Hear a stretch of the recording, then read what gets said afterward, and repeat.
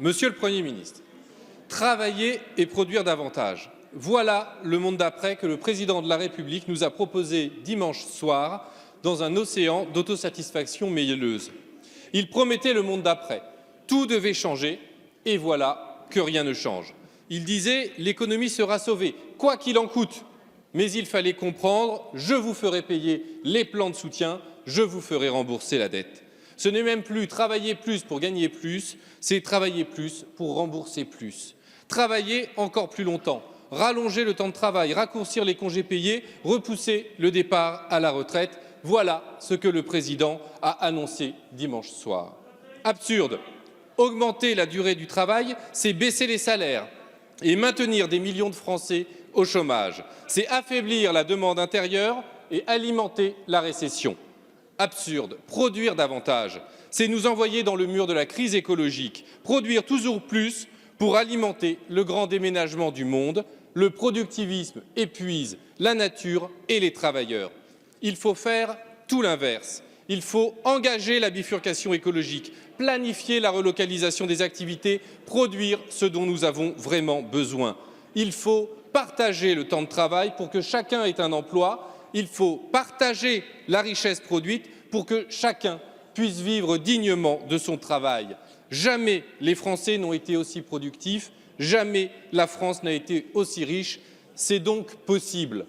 Mais vous encouragez les ultra-riches à s'accaparer toute la richesse, laissant des miettes à celles et ceux qui la produisent. Arrêtez de sous-entendre que les Français s'abandonneraient à la mollesse et devraient retrouver le sens de l'effort. C'est vous qui organisez le déclin de la France. Les Français ont le sens de l'effort et du travail bien fait. La bifurcation écologique leur redonnera un objectif à la hauteur des enjeux de notre temps. Le partage du travail et des richesses leur rendra le goût du bonheur. Qu'attendez-vous, Monsieur le Premier ministre? Je crois qu'il n'y a pas pire sourd que celui qui ne veut pas entendre. Et je pense que nous n'avons pas entendu la même intervention du président de la République dimanche soir. Notre priorité absolue, celle du Premier ministre, du président de la République, de toute cette majorité, c'est l'emploi. Vous connaissez la situation actuelle, vous voyez ce qui nous attend, et tout est fait, tout a déjà été fait avec le chômage partiel, avec les mesures de relance, avec les soutiens sectoriels pour soutenir l'emploi dans notre pays. Donc nous ne sommes pas là pour soutenir les ultra-riches ou je ne sais quelle catégorie de notre population. Nous sommes là pour que tous les Français puissent trouver un travail dans cette période de crise économique que nous connaissons tous.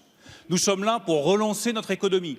Et c'est ce qui va être fait dans le débat que nous aurons en juillet sur les mesures de relance pour le tourisme, pour l'hôtellerie, pour la restauration, pour l'aéronautique, pour l'industrie automobile, pour la tech, pour le commerce, pour les indépendants. Nous sommes là pour accélérer cette transition écologique à laquelle vous aspirez et à laquelle nous aspirons tous ici. Et s'il faut mettre de l'argent public pour accélérer cette transition écologique, s'il faut faire une rénovation énergétique des bâtiments, s'il faut fixer des conditions au soutien que nous apportons aux entreprises publiques, nous le faisons. Nous voulons que la relance soit une relance verte. Nous voulons que ce soit une relance écologique.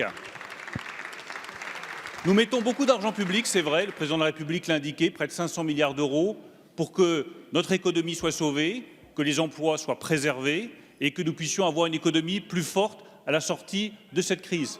Ça aboutit à plus de dettes. Et cette dette, c'est peut-être le seul point de divergence que nous ayons.